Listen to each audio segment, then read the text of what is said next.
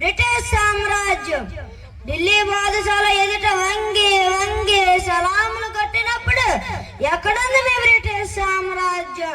నెత్తిన గడ్డల మాటలు ఎత్తుకొని వర్తక పేరున ఊరూరు తిరిగినప్పుడు ఎక్కడుంది మీ బ్రిటిష్ సామ్రాజ్యం? గిడ్డంగులు కట్టుకోవడానికి ఎంత చాటు చాలినా మా చంద్రగిరి రాజు దగ్గర అడుక్కున్నప్పుడు ఎక్కడుంది రదర్ఫోర్డ్ మీ బ్రిటిష్ సామ్రాజ్యం?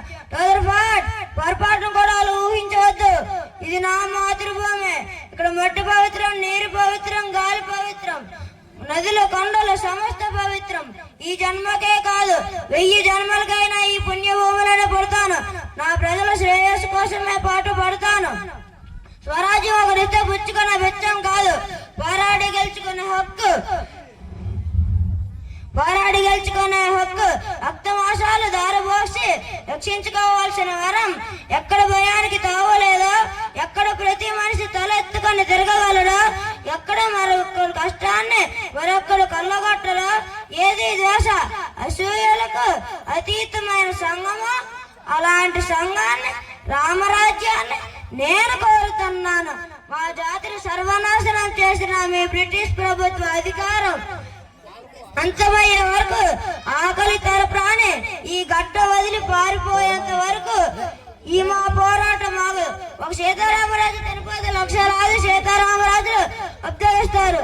ఒక్కొక్కడు ఒక్కొక్క విప్లవ వీరుడై విజృంభించి బ్రిటిష్ సామ్రాజ్యపు పునాదులు పెళ్ళగొస్తారు.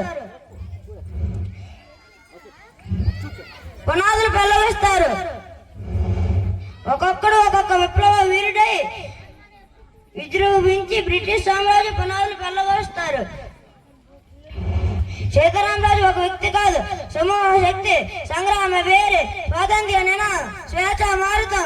ఈ మట్టిలో మట్టినై, నీటిలో నీటినై, నా ప్రజల ఊపిరిలో ఊపిరినై, మనసుల్లో భావాన్ని, ఉదయాల జ్వాలనై, నా జాతి జనుల సమర గీతాన్ని,